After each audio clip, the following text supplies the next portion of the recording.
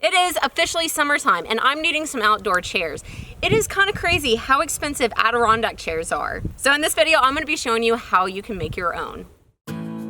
What I really love about this one is it has a folding feature to make for a lower profile when stowing away during the winter time.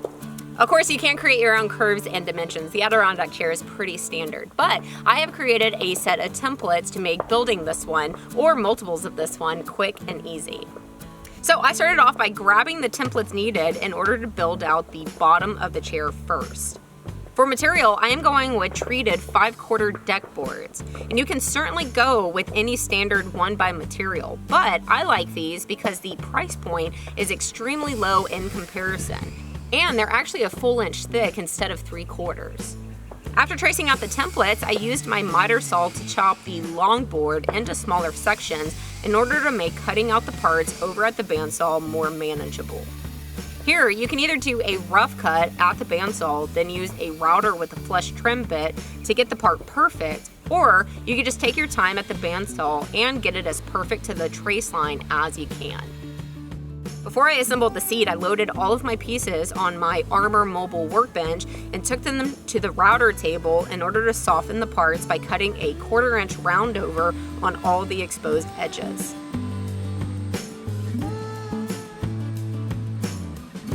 Alrighty, once I was done, I took them back over to the other side of my shop and started assembling the seat. First, I laid out the 2 main legs and then attached the front seat slat.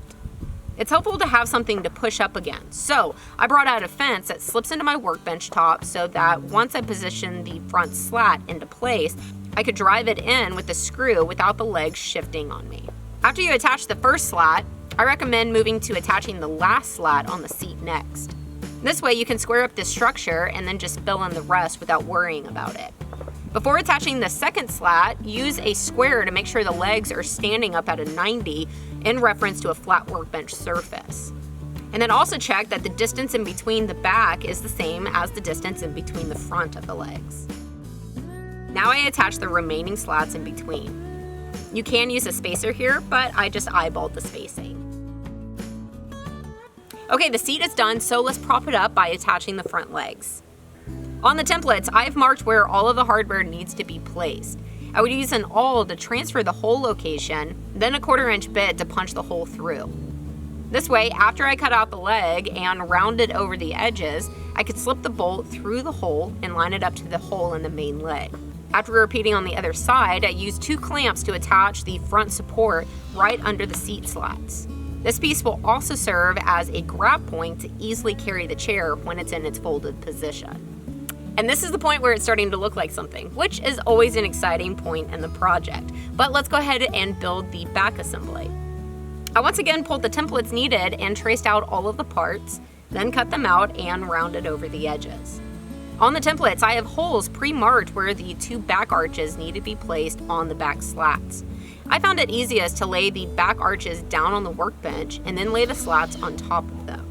To make sure the slats come out centered, first find center on the arches and work from the center out, instead of what I'm doing here, which is working from one side over to the other.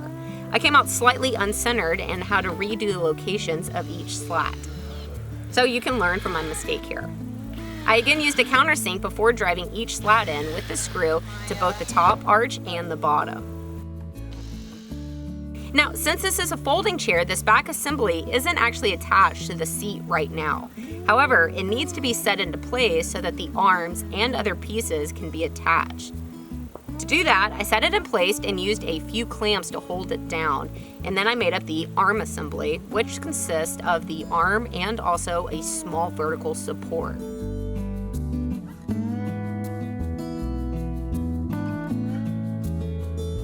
Now this can be set into place on the chair and attached. I would use a clamp to hold the front vertical support into place and up against the front leg, then transfer the whole location to the support. With that punched out, now I could thread a nut and bolt through. And I recommend using a nylon locking nut for the hardware on this build. There's a nylon ring inside the nut that won't allow it to back off over time. With the front attached, now the back of the arm can be attached to the upper arch on the back assembly.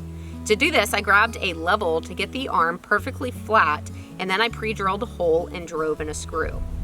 you're ever taking level off something, you need to make sure your reference that your project is sitting on is level. Because if this is out of level, but then this reads level because this is sitting out of level, you know, then it's pointless.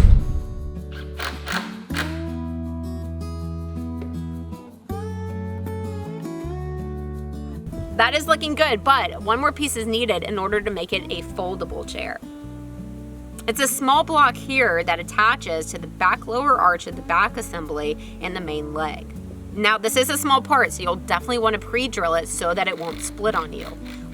Also, you want to make sure this part is fully seated, but don't go over tightening them because these joints will need to pivot, which gives you the folding action.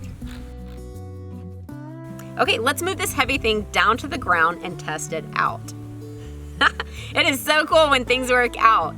Now, it was great, but I noticed that the chair wasn't folding as flat as it should, and it's because I attached the back lower support bar a little bit too close to the pivot bar.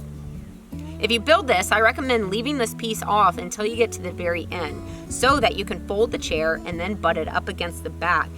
And that way you know exactly the right place to put it so that it doesn't interfere.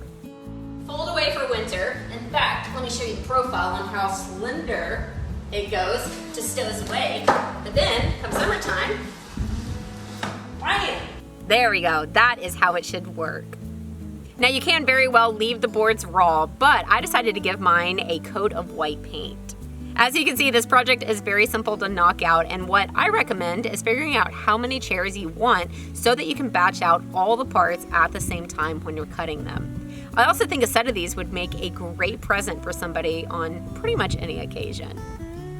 If you're interested in having a set of templates to make this project go quick and easy, then I do have those available over on my website. If you're interested in outdoor furniture, I also have templates available for a porch swing, both a 2-person and a single-person porch swing, as well as a rocking chair. I've left you links for those, but they're also on my website if you just want to peruse around. I hope that you have a blast making your own outdoor furniture. I will see you on my next project.